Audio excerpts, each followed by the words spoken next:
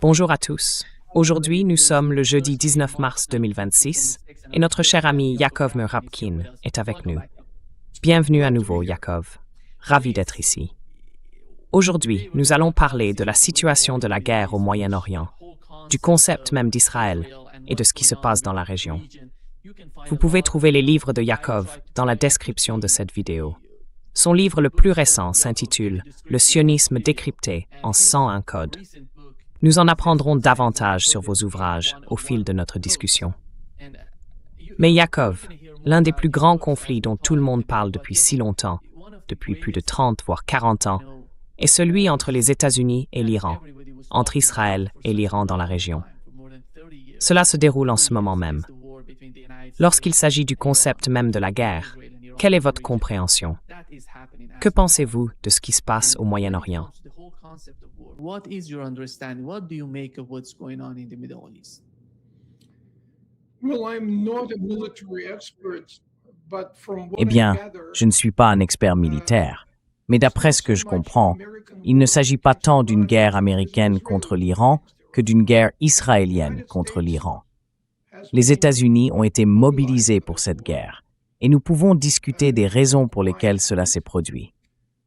Je pense que cette guerre nous rapproche également d'un point de rupture, à partir duquel de nombreux Américains, aussi bien des responsables officiels que des citoyens ordinaires, oseront exprimer leur ressentiment envers le rôle qu'Israël joue dans l'élaboration de la politique étrangère américaine.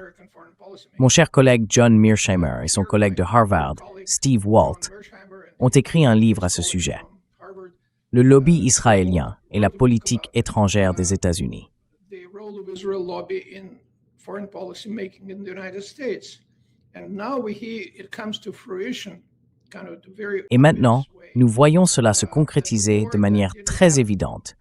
Une guerre qui n'avait aucune raison de commencer du côté américain.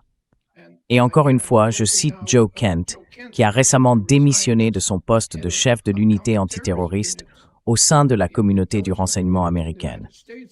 S'il ne croyait pas qu'il y avait une menace, c'est qu'apparemment, il n'y en avait pas. Apparently there wasn't. Je pense que cette guerre est importante non seulement en raison de son ampleur, de sa destruction et de la perturbation des marchés mondiaux, mais aussi parce qu'elle met en lumière la principale cause des hostilités et des effusions de sang au Moyen-Orient, qui, d'une manière ou d'une autre, est liée à Israël. Which one way or another is connected with Israel. And when I say that, and not only I, but practically Et quand je dis cela, et je ne suis pas le seul, aujourd'hui il est devenu presque banal d'en parler, ce que je trouve très sain, car beaucoup de gens en discutaient autrefois autour de la table de la cuisine.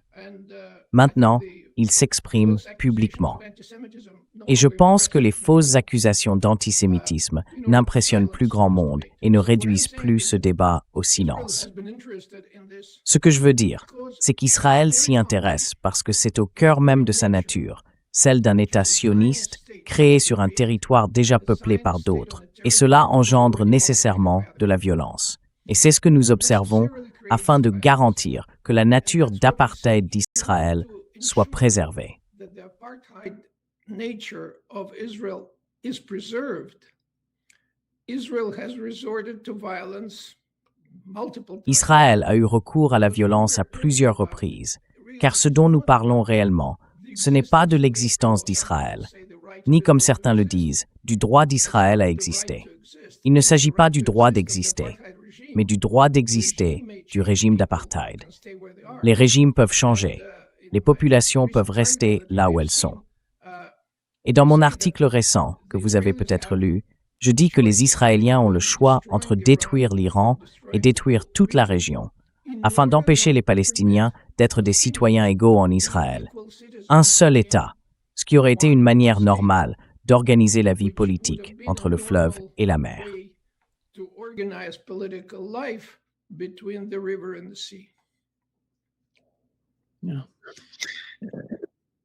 You mentioned that Vous avez mentionné que les États-Unis avaient leurs propres raisons d'être mobilisés pour cette guerre. Quelles étaient ces raisons?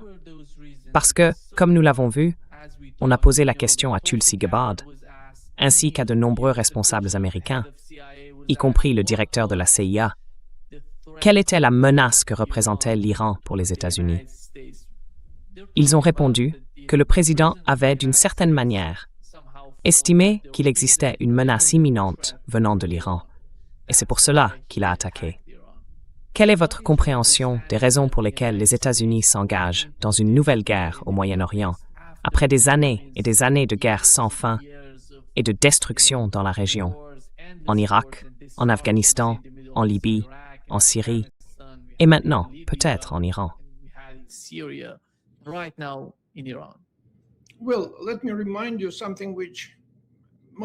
Eh bien, permettez-moi de vous rappeler quelque chose dont la plupart des gens se souviennent.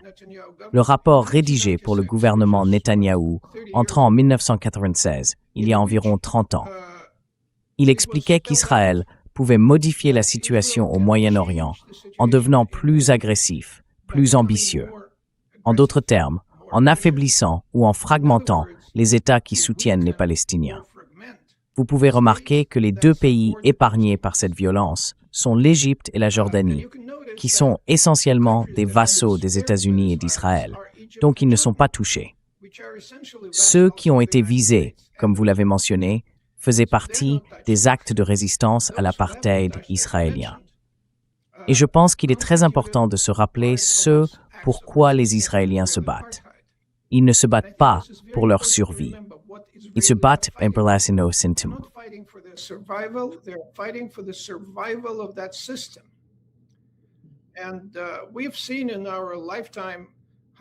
Et nous avons vu de notre vivant comment des pays peuvent changer de régime politique sans disparaître. L'Union soviétique en est un bon exemple. 15 pays différents ont émergé avec relativement peu de violence, à l'exception de la guerre actuelle en Ukraine. Ainsi, en 1986, ce plan ambitieux était considéré comme raisonnable, car l'Union soviétique avait disparu. Il n'y avait plus d'équilibre des puissances dans le monde. Il n'y avait qu'une seule grande superpuissance, les États-Unis. Et c'est pro-Israël. Les responsables américains qui ont rédigé ce rapport ont dit que c'était le moment d'aller de l'avant et d'éliminer toute opposition à Israël. C'est ce que nous observons aujourd'hui. C'est, je pense, le dernier chapitre de la mise en pratique de ce que disait ce rapport. Donc pour les États-Unis, autant que je puisse en juger, il n'y avait aucune raison impérieuse de commencer ou d'entrer dans cette guerre. Et je pense que Marco Rubio avait raison lorsqu'il a dit que nous l'avons commencé parce qu'Israël avait décidé de le faire.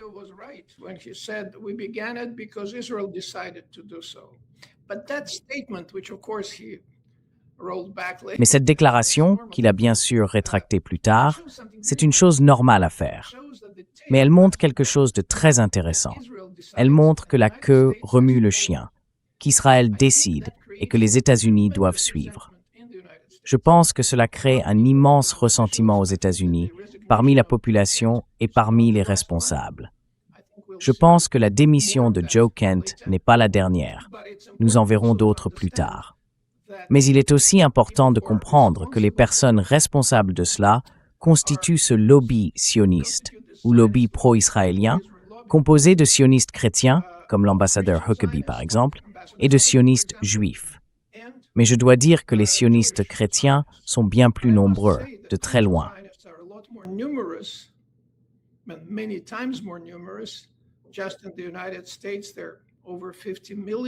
Rien qu'aux États-Unis, ils sont plus de 50 millions. Au Brésil, il y en a aussi un certain nombre, à ma connaissance.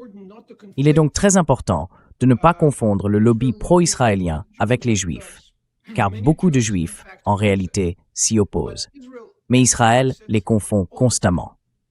Et je pense que l'une des raisons pour lesquelles Israël a lancé cette guerre est qu'il sent que le soutien des sionistes chrétiens et des sionistes juifs s'effrite. Il était donc important de saisir l'occasion, tant que le sionisme règne encore en maître dans les couloirs du pouvoir, pour commencer cette guerre, impliquer les États-Unis, puis, par toutes sortes de moyens, y compris des opérations sous fausses bannières, maintenir les États-Unis engagés.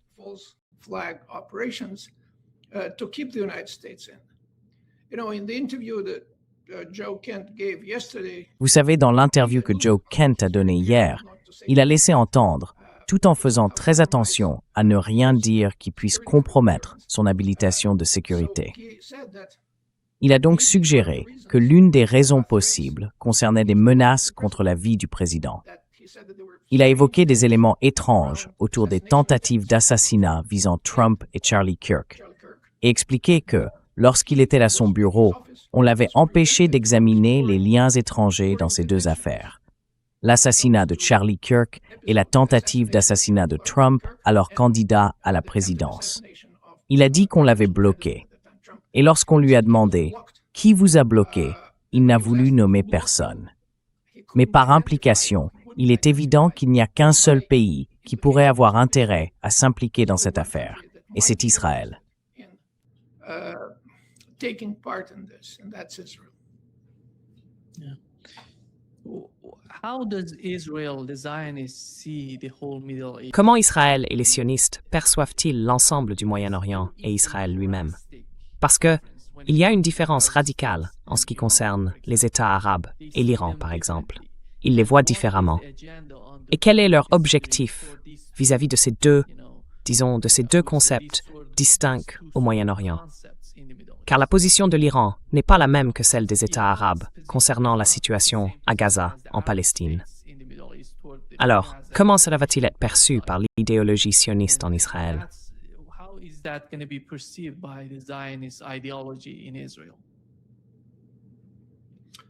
Well, I think we have to realize that Eh bien, je pense qu'il faut reconnaître que les États arabes sont dirigés par des gouvernements qui ont très peu de légitimité démocratique, voire aucune. Certains sont des monarchies, d'autres des systèmes politiques nominalement mixtes, mais la position des gouvernements est très différente du sentiment du peuple. Et ce déficit démocratique, comme on pourrait l'appeler, est très important, car les gouvernements sont heureux de coopérer avec Israël, d'acheter des armes et du matériel de surveillance à Israël. Ils ont en réalité trahi les Palestiniens depuis longtemps. Pour eux, ce n'est pas un enjeu, c'est plutôt une gêne, quelque chose dont il faut se débarrasser. Et on a pu le voir pendant le massacre à Gaza. Les pays arabes ont continué leur coopération avec Israël, ont continué à acheter des armes à Israël. continued to buy arms from Israel. A country which is not Arab, of course, but majority Muslim. Un pays qui n'est pas arabe, bien sûr, mais à majorité musulmane, la Turquie, a continué et continue encore d'être le principal conduit du gaz et du pétrole vers Israël depuis l'Azerbaïdjan.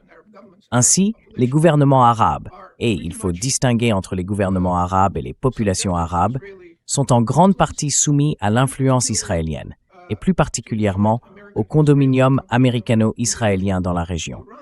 L'Iran, cependant, est différent. En Iran, je pense que l'écart entre l'opinion publique et la position du gouvernement est beaucoup plus étroit. Le gouvernement, comme la population, considère qu'il est de leur devoir religieux de soutenir la justice. Et ce qui est fait aux Palestiniens est une injustice, et la justice est un concept très important. And justice is a very important concept. You know, we're speaking on the last. Vous savez, nous parlons le dernier jour du Ramadan, l'Iftar aujourd'hui. Et il est très important de comprendre que les principes religieux semblent jouer un rôle dans l'élaboration des politiques en Iran. C'est pourquoi le défunt Khamenei, le guide spirituel, s'opposait religieusement aux armes nucléaires. De la même manière, l'Iran n'a jamais développé d'armes chimiques en réponse à l'utilisation de celles-ci par l'Irak pendant la longue guerre contre l'Iran.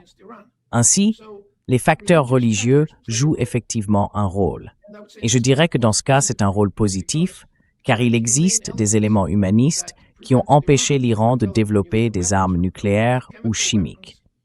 Il y a une sorte de comptabilité morale qui fait partie de leur vision du monde. Et je ne vois pas cela se produire dans les gouvernements arabes, aussi ostensiblement musulmans soient-ils, et certainement pas dans le gouvernement israélien, quelle que soit la taille des couvre-chefs que l'on puisse trouver en Israël. Independent of the size of head covering you may find in Israel. When it comes to the United States, and you mentioned Lorsqu'il s'agit des États-Unis, Vous avez mentionné que les sionistes pensaient d'une certaine manière que c'était leur dernière chance de déclencher cette guerre. Pensez-vous que la guerre se déroule comme ils l'avaient prévu?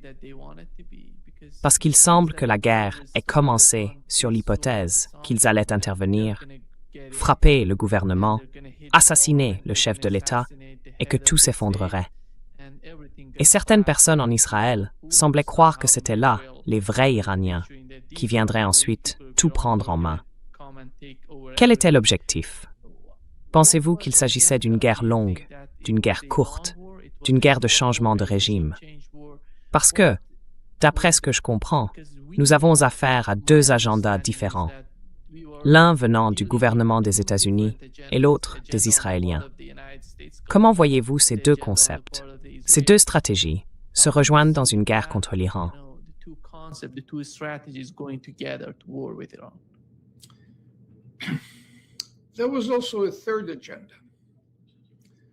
Il y avait aussi un troisième programme, celui des sionistes chrétiens, visant à provoquer une immense conflagration, une violence extrême, des événements apocalyptiques, l'Armageddon, afin de préparer le retour du Christ. Et ce n'est pas seulement une supposition de ma part. Nous avons reçu plusieurs rapports indiquant que des commandants des forces américaines disent à leurs troupes qu'il s'agit d'une guerre sainte, que Donald Trump est oint par Jésus, et que le but de cette guerre est d'aider Jésus à revenir sur terre. Ces propos sont tenus ouvertement devant les soldats. On pouvait aussi l'entendre dans les paroles de l'ambassadeur Huckabee à Jérusalem, l'ambassadeur américain en Israël, profondément inspiré par des concepts bibliques qui, dans sa compréhension, ne correspondent pas nécessairement à la manière dont les Juifs les interprètent. Et je considère que ce troisième scénario, ce troisième programme, comme il l'appelle, n'est pas moins important que les deux autres. Or, les deux autres sont politiques.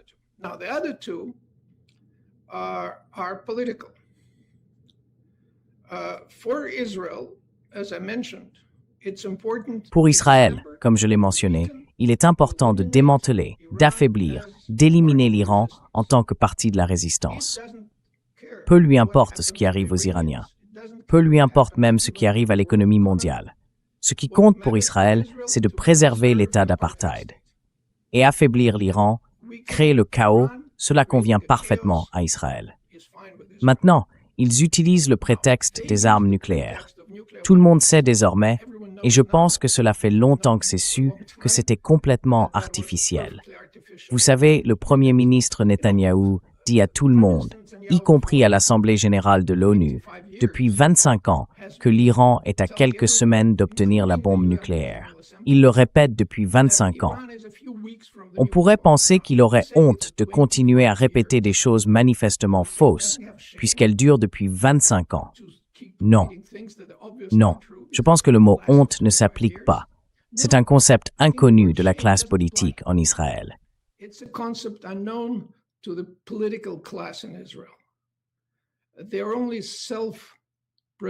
Ils ne se concentrent que sur leur propre survie et ils sont profondément convaincus que seul le système d'apartheid qu'ils appellent l'État juif peut les protéger. Ils ne peuvent pas imaginer un État démocratique composé d'Israéliens, de Palestiniens ou de quiconque coexistant simplement, comme nous le faisons au Canada, comme vous le faites au Brésil, ou n'importe où aux États-Unis d'ailleurs. Même en Israël, vous savez, il y a environ 2 millions de citoyens palestiniens qui sont des citoyens de seconde zone, mais tout de même des citoyens, et rien de terrible ne se produit. C'est très paradoxal. J'ai entendu dire, bien que je n'en sois pas certain, que la majorité des pharmaciens en Israël sont palestiniens.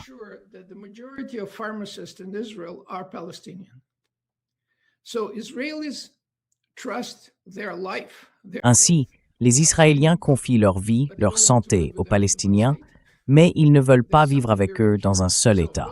Il y a là quelque chose de très curieux. Revenons en arrière cependant.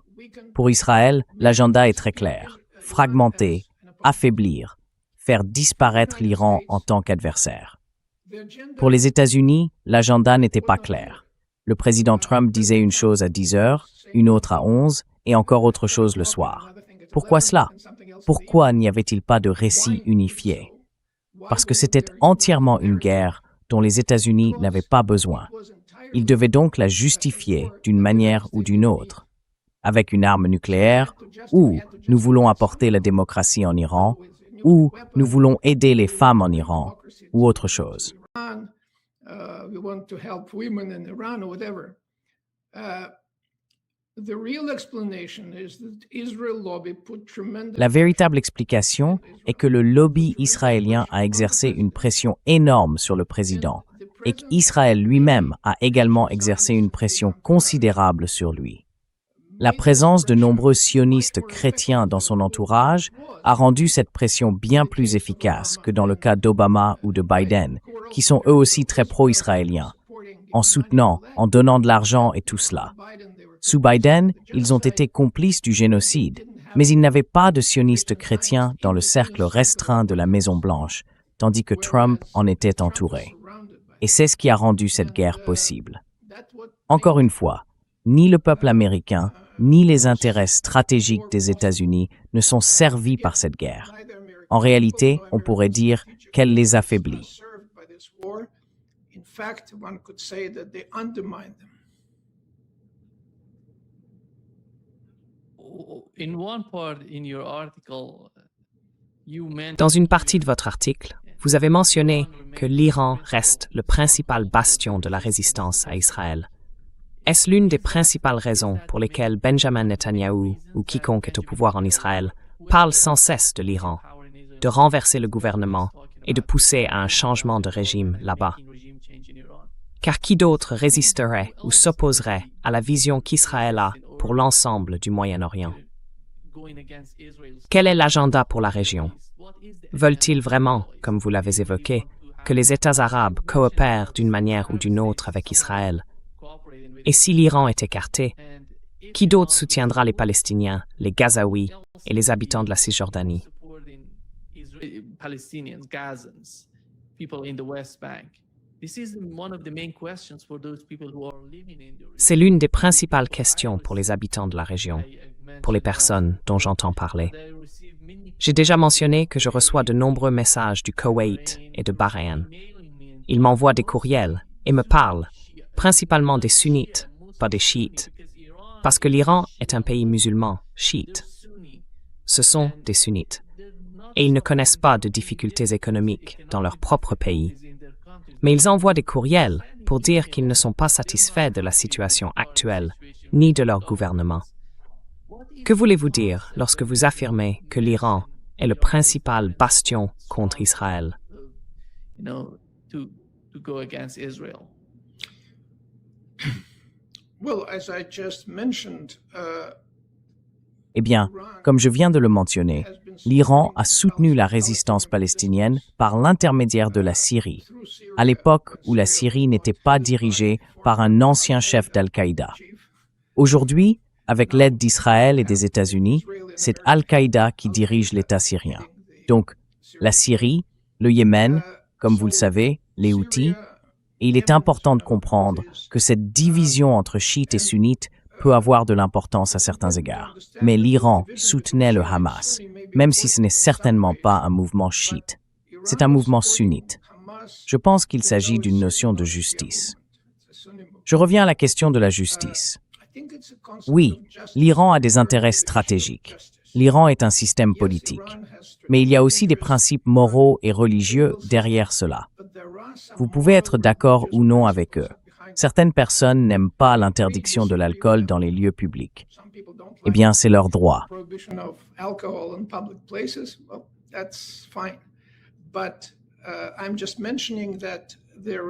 Mais je dis simplement qu'il existe une sorte de scrupule moral, des scrupules, c'est le mot, et que l'Iran est peut-être le seul pays de la région à en avoir encore. Pour Israël, il est important d'éliminer ce dernier État significatif qui soutient la résistance palestinienne. S'ils parviennent à fragmenter et à affaiblir l'Iran, ils domineront alors toute l'Asie de l'Ouest.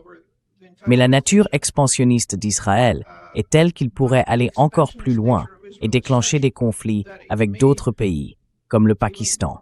Bien que le fait que le Pakistan soit une puissance nucléaire ramène peut-être les Israéliens à la raison. Israël veut vraiment être une super Sparte, c'est le terme de Netanyahou, seul si nécessaire, même sans le soutien américain, car ils savent que ce soutien s'amenuise.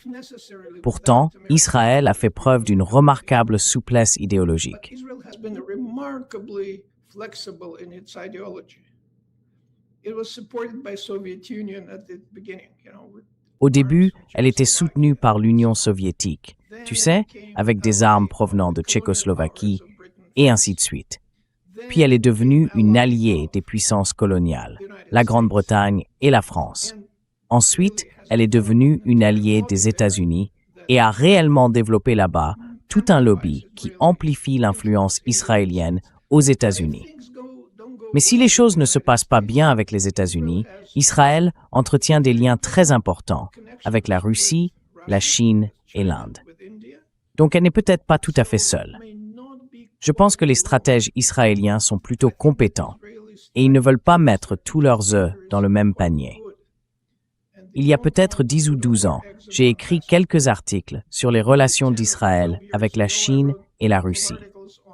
La raison pour laquelle je les ai écrits, c'est qu'il était important de comprendre comment Israël cultive ses liens au cas où les choses tourneraient mal avec les États-Unis. in case things go badly with the United States. But recently, Mais récemment, nous avons vu que le gouvernement israélien, Benjamin Netanyahou lui-même, affirme que la Chine est l'ennemi. Et nous avons eu Naftali Bennett qui disait que la Turquie est l'ennemi. Vous savez, l'un des pires ennemis d'Israël. La liste ne cesse de s'allonger et les cibles deviennent de plus en plus importantes. Et qui va mener ces guerres? Parce qu'il faut comprendre qu'avec la guerre en Ukraine, qui dure depuis plus de 4 ans maintenant, nous savons qu'un pays comme l'Ukraine affrontant la Russie, ce n'est pas une bonne idée.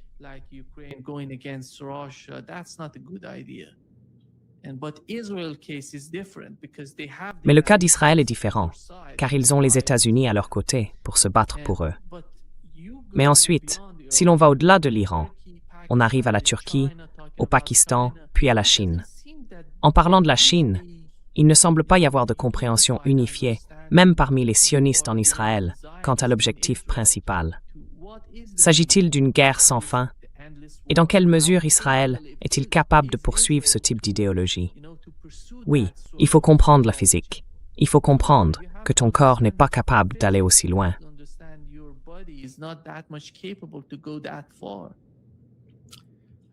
Well, I think what you're talking about Eh bien, je pense que ce dont vous parlez, c'est de la dépendance à la violence comme solution aux problèmes politiques. On peut recourir à la violence, ou bien aux négociations, aux compromis, et ainsi de suite. Israël s'est toujours appuyé sur la violence, depuis 1947, avant même la création de l'État, lorsqu'ils ont commencé à expulser les Palestiniens de leur foyer, et cela a continué en 1948 et même en 1949. Il n'y a donc jamais eu de tentative de trouver un modus vivendi, un compromis. Dans les années 1930, les autorités britanniques voulaient convoquer une sorte de parlement en Palestine pour mettre en œuvre leur mandat, qui leur avait été confié par la Société des Nations, à savoir préparer la Palestine à l'autonomie. Une façon de s'y préparer était de créer une assemblée représentative.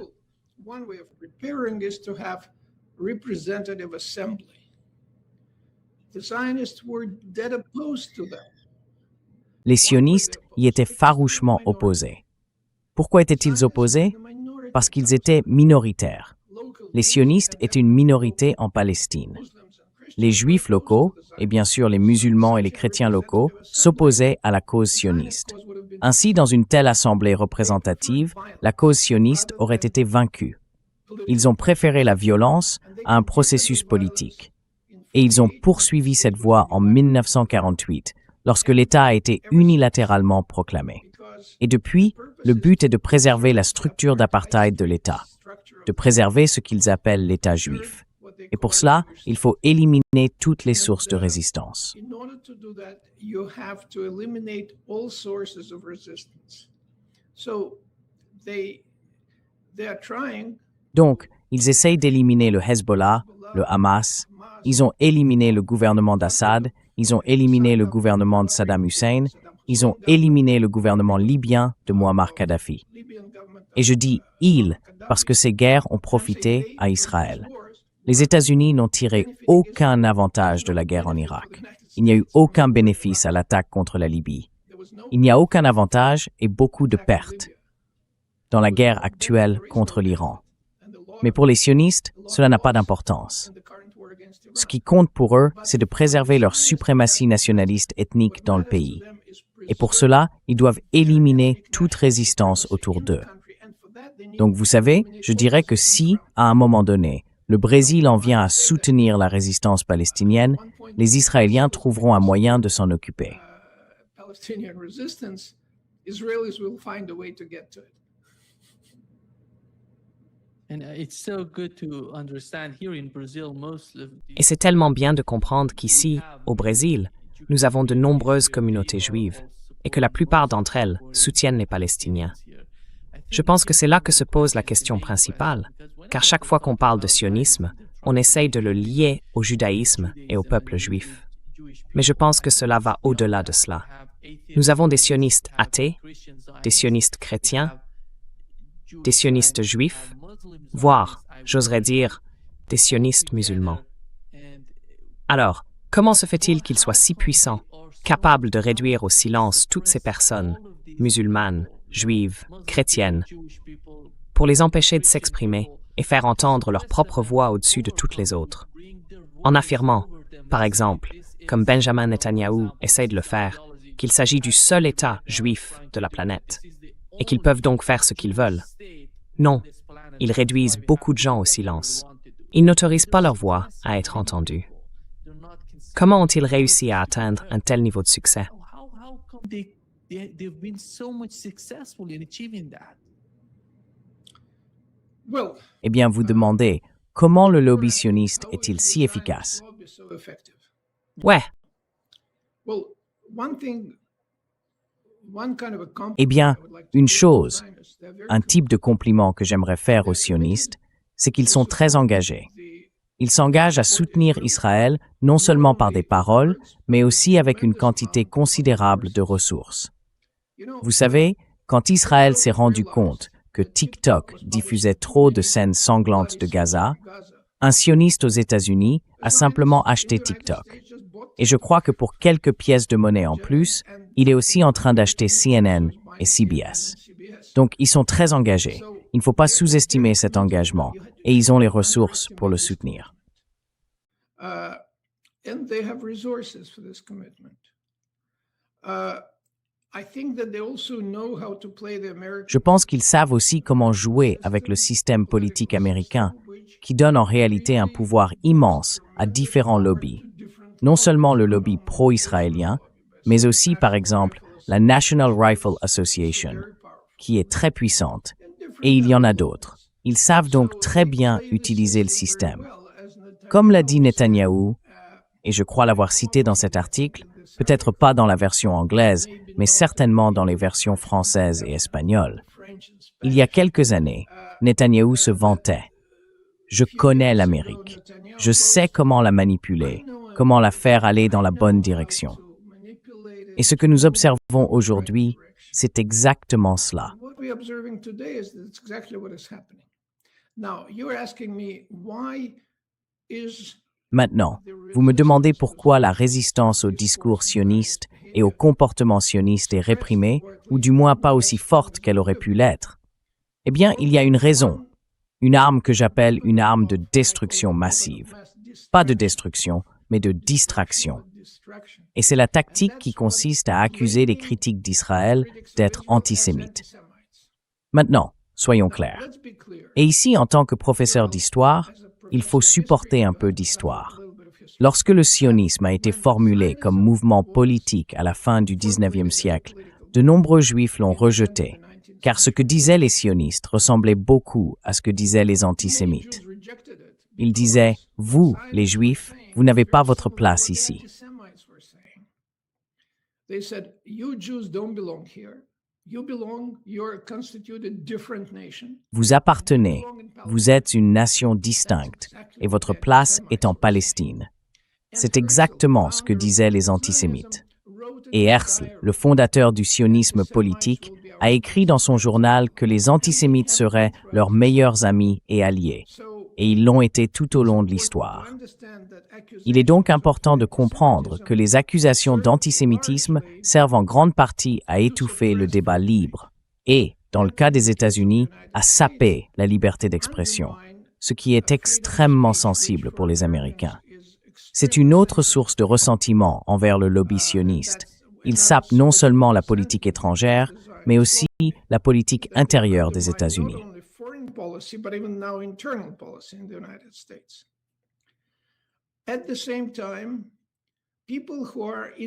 En même temps, les personnes qui sont révoltées par ce que fait Israël, comme cet homme libanais qui a attaqué la synagogue dans le Michigan il y a quelques jours, ou en Australie, ou ailleurs, ces personnes aident en réalité Israël. Et je sais qu'elles ne sont pas très sophistiquées. Elles ne font pas la distinction entre les Juifs et les sionistes, notamment parce qu'Israël parcourt le monde en disant « nous représentons tout le peuple juif » et que de nombreuses communautés juives coopèrent à cela en arborant des drapeaux israéliens et des slogans comme « nous soutenons Israël ». Eh bien, si vous soutenez Israël, il peut y avoir des répercussions. Mais il est important, dans cette vague actuelle de ressentiment contre Israël qui monte aux États-Unis et ailleurs, d'éviter le piège de l'antisémitisme, d'éviter le piège qui consiste à blâmer les Juifs.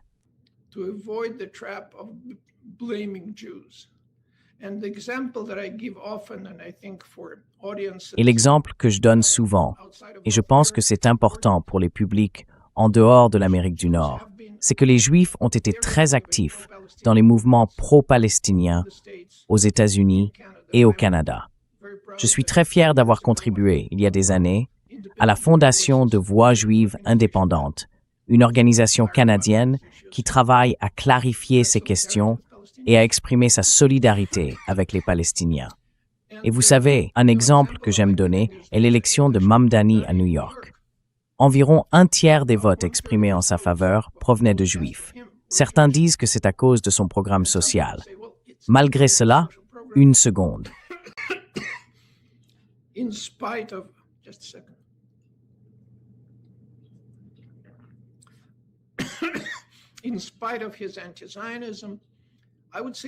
En dépit de son antisionisme, je dirais que c'est justement à cause de son antisionisme que les Juifs ont voté pour lui. Nous observons donc non seulement d'immenses changements en Asie occidentale, mais aussi, je pense, des évolutions très importantes dans le paysage politique des États-Unis, moins en Europe. Mais les États-Unis constituent vraiment la partie la plus importante de l'équation, car le pays a été entraîné dans une guerre qu'il ne voulait pas. C'est la seule guerre qui n'a pas bénéficié d'un soutien populaire dès le départ. Et nous ne savons pas comment elle va se terminer. Elle pourrait bien entraîner des changements très radicaux dans la politique américaine.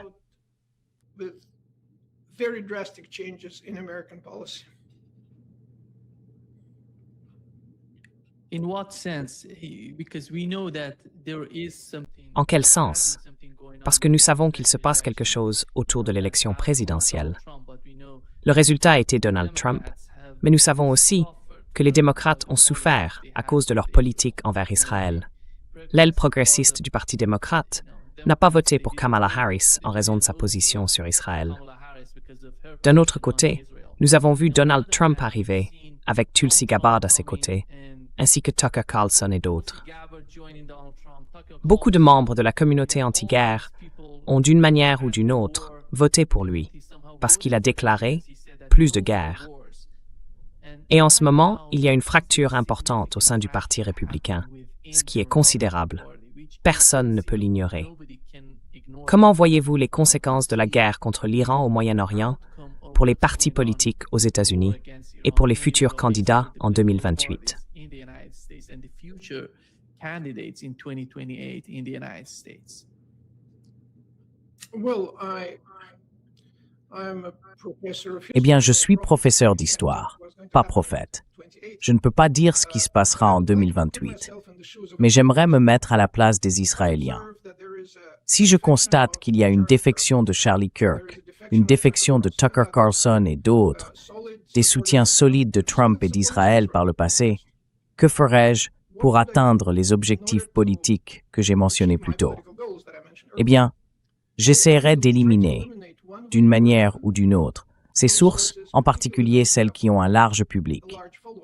Je pourrais aussi tenter des opérations sous fausse bannière qui mobiliseraient l'opinion américaine en faveur de cette guerre, quelque chose comme un mini 11 septembre, une sorte d'acte terroriste sur le sol américain, imputé à l'Iran, bien sûr. Les Israéliens sont très doués pour cela, et je ne l'exclurai pas.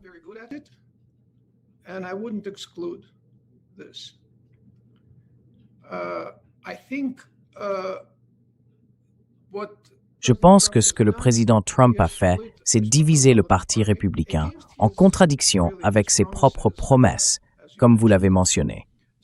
Donc, pour les Israéliens, il est important de profiter du temps qu'il reste pour atteindre leurs objectifs. Et si cela nécessite une opération sous fausse bannière, si cela exige un assassinat ciblé, domaine dans lequel Israël excelle particulièrement, eh bien, s'il y a une chose qu'ils font très bien, c'est les assassinats ciblés. J'utiliserai donc tous ces moyens pour endiguer la vague d'opposition à Israël qui monte aux États-Unis et faire tout ce qui est possible pour maintenir les États-Unis dans la guerre. À terme, il y aura une réaction. À terme, il y aura un affaiblissement du lobby pro-israélien aux États-Unis. Mais en attendant, il faut utiliser tout ce que l'on a pour atteindre ces objectifs. C'est, je pense, la position israélienne. Et quoi qu'il arrive en 2028, nous n'en savons rien. Mais je m'attends à des changements plutôt radicaux. We don't know, but I expect rather drastic changes. Pensez-vous que les États-Unis ont jusqu'à présent atteint leurs objectifs en Iran, avec la guerre en Iran, ou qu'Israël y a atteint certains de ses objectifs?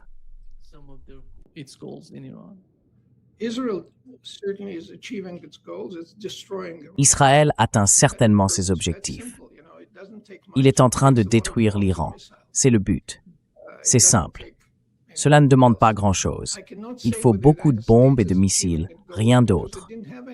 Je ne peux pas dire si les États-Unis atteignent leurs objectifs, car ils n'en avaient pas vraiment. On ne peut pas atteindre un objectif quand on n'en a pas. Ils étaient complètement dispersés. Nous voulons changer le régime. Nous voulons aider les femmes. Nous voulons empêcher la prolifération nucléaire, qui n'existait pas. Ainsi, ce discours incohérent des États-Unis montre qu'il n'y a pas de véritables objectifs, que le seul but est d'une manière ou d'une autre de satisfaire le lobby israélien. Et encore une fois, comme Joe Kent l'a dit dans son entretien, il y a peut-être même des menaces contre la vie du président. Je ne sais pas. Il était à la tête d'un groupe antiterroriste. Il en sait bien plus que moi. Je ne fais que citer.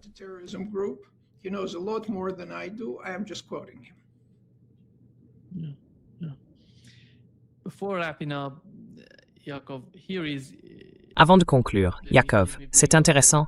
Permettez-moi d'évoquer votre livre récent, publié en février de cette année, 2026. Parlons-en un peu. Votre nouveau livre, Le sionisme décrypté en 101 citations. Quel est le concept de ce livre et qu'essayez-vous de transmettre? Je sais qu'il est disponible sur Amazon. On peut l'y acheter. Allez-y, Yaakov.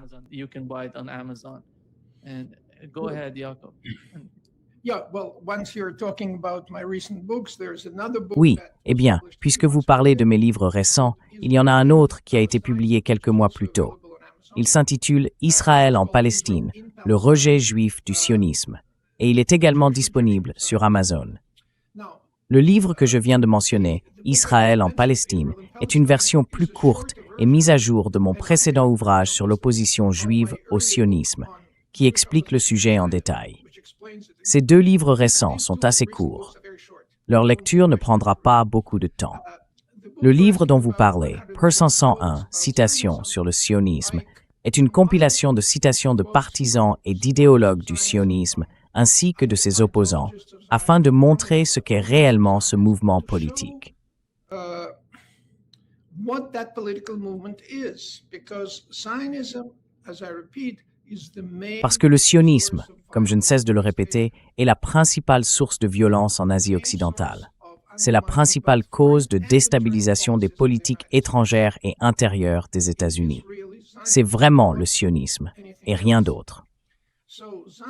Ainsi, le sionisme est illustré par mes commentaires, évidemment, dans le livre, et c'est un court ouvrage, où je montre par exemple une citation de Jabotinsky. Jabotinsky était un juif russe d'Odessa, un écrivain très talentueux en russe, qui a embrassé la cause sioniste au début du XXe siècle et est devenu l'idéologue du mouvement que le Premier ministre Netanyahou dirige aujourd'hui. Ce qu'on appelle aujourd'hui le Likoud, ils ont changé de nom, c'est une longue histoire, mais le fondateur, c'est Jabotinsky. Et je suis sûr que le portrait de Jabotinsky se trouve quelque part sur le mur du bureau du Premier ministre à Jérusalem.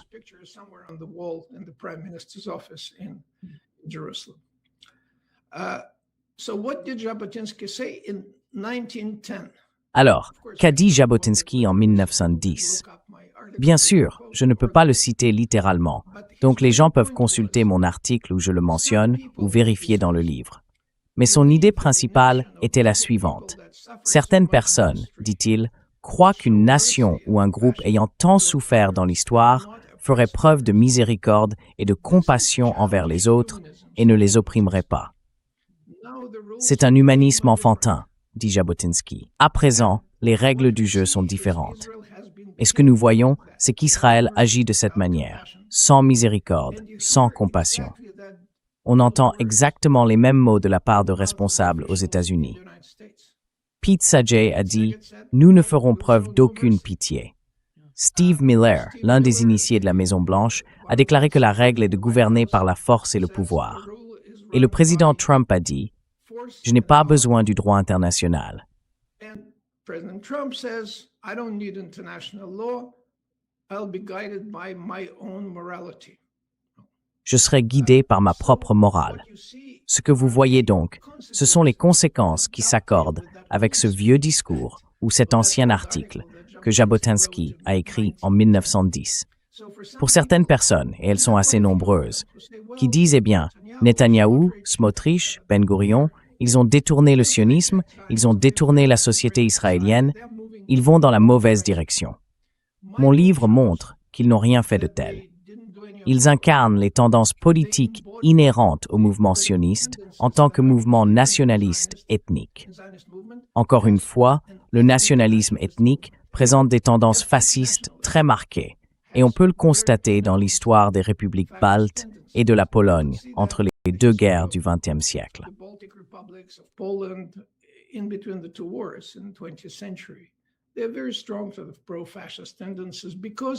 Ils ont des tendances très marquées en faveur du fascisme, car tout repose sur le nationalisme ethnique, c'est-à-dire « cet État appartient à ma nation », et ceux qui s'y trouvent sans en faire partie, tant pis pour eux.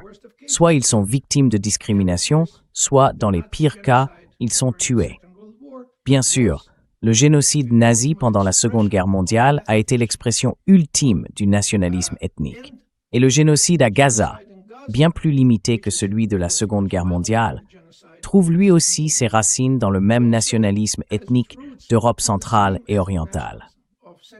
Malheureusement, c'est encore un mouvement très puissant en Europe et en Israël. Mais il ne s'accorde pas du tout avec les régions à population mixte, où coexistent de nombreuses confessions et de nombreux groupes ethniques, comme cela a toujours été le cas en Palestine, et aussi en Europe de l'Est.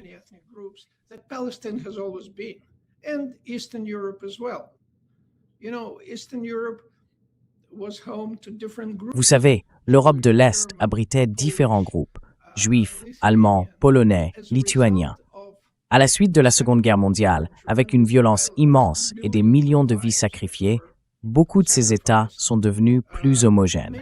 La Pologne est devenue plus homogène. La plupart des Juifs ont été tués et d'autres ont été expulsés en 1968. Les Allemands ont été expulsés juste après la Seconde Guerre mondiale.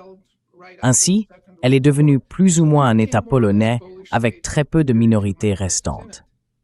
Mais regardez les moyens qu'il a fallu employer pour créer cet État pur, entre guillemets. L'idée d'État pur, de pureté de la nation, est l'une des idées les plus dangereuses que l'Europe ait produites dans son histoire.